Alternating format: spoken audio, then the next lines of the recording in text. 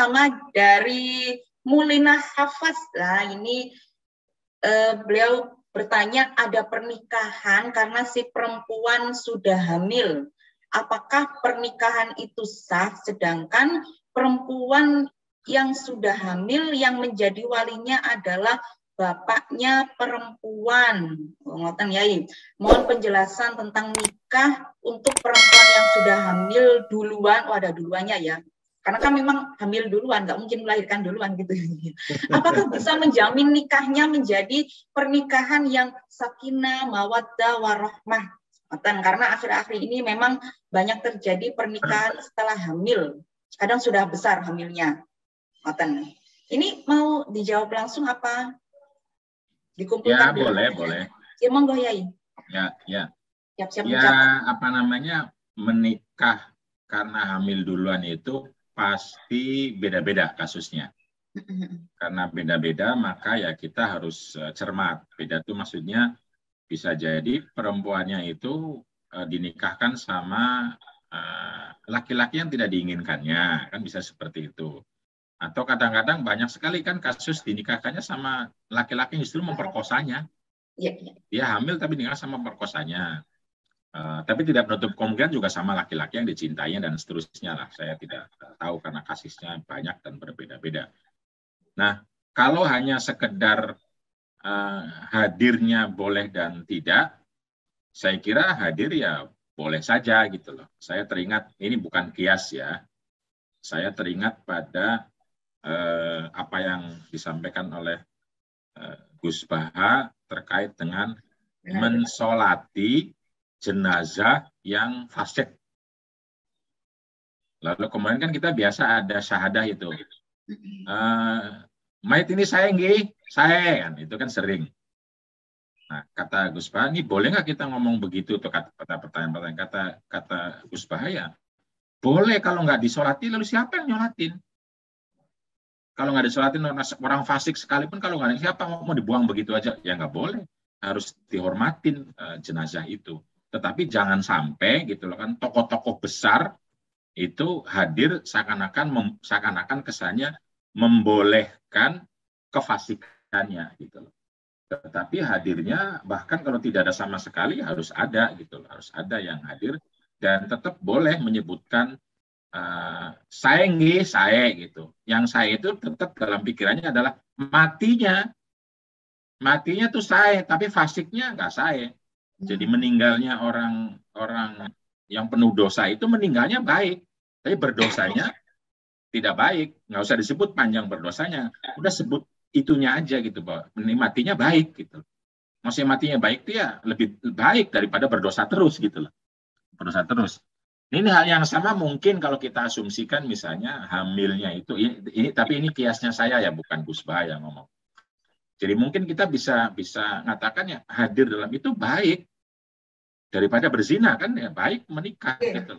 Tapi kita nggak usah sebut panjang lebar ke sana kemari ya, pokoknya ya hadir lebih baik sebagai pondasi untuk melangsungkan kehidupan rumah tangga. Itu baik, bukan merestui perzinahan ya kalau itu zina. Bukan merestui misalnya perkosaannya kalau itu perkosaan, tetapi kita hadir untuk merestui pondasinya untuk menjadi keluarga yang sah dan lebih baik gitu loh. Jadi itu niat kitanya. Nah, tapi kan ada pertanyaan lanjutannya, apakah itu akan betul menjadi pernikahan itu menjadi pondasi sakinah atau tidak? Ya berbeda-beda, itu yang saya bilang kita harus cermati itu apakah betul pernikahannya membuat dia justru akan sakinah atau sebaliknya, misalnya dinikahkannya sama orang lain yang justru dia sangat membenci dan memperkosanya. Nah ini kan masalah gitu loh. Nah kalau masalah, apakah penyelesaiannya adalah pernikahan? Nah ini mungkin pertanyaan bersama. Saya kira saya juga tidak bisa menjawab langsung. Bisa itu kalau tidak menikah kira-kira seperti apa? Terutama dalam konteks ini misalnya adalah perempuan korban perkosaan. Kalau yang kita bilang tadi ma'ruf, mubadalah sama keadilan hakiki. Ini kan yang paling terpuruk itu kan perempuan diperkosa, lalu dia hamil. Apa yang harus kita lakukan? Nah, seringkali kita itu kan menikahkannya sama pemerkosa. Ini sudah diperkosa, dia sakit, dia marah, suruh menikah lagi untuk selamanya menjadi istri pemerkosa. Ini kan logika apa gitu yang dipakai? Nah, ini kan kita harus memperhatikan perasaan perempuan itu. Tapi pertanyaannya juga memang kalau tidak dinikahkan, bagaimana kita mengurusnya? Jadi seringkali kita juga, para agamawan ini, dia menjadi korban, tapi kita merasa jijik. Kalau dia korban gitu loh. Kita menyalahkan, kita menyudutkan, kita bahkan tidak menemani dan tidak melindungi gitu. Nah, ini tantangan besar keberagaman kita, sejauh mana kita sudah menjadi orang yang betul-betul melindungi yang menjadi korban, yang mazlumin itu.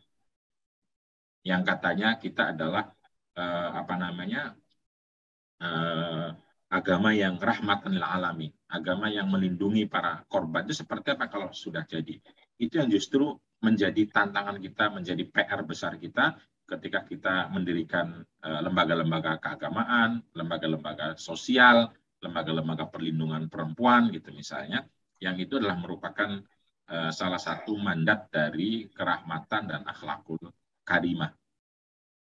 Nah, itu yang justru harus ditekankan, lalu mungkin pengalaman teman-teman dibicarakan seperti apa agar supaya kita punya teladan tentang pentingnya memberikan perlindungan, pentingnya memberikan penguatan dan pemberdayaan serta pemihakan kepada mereka yang menjadi korban.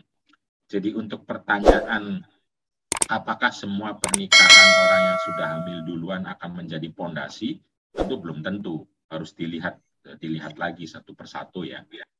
Satu persatu. Tapi kalau sudah itu menjadi pondasi, misalnya kalau iya, kita hadir ya untuk merestui pernikahannya, bukan merestui sebelumnya.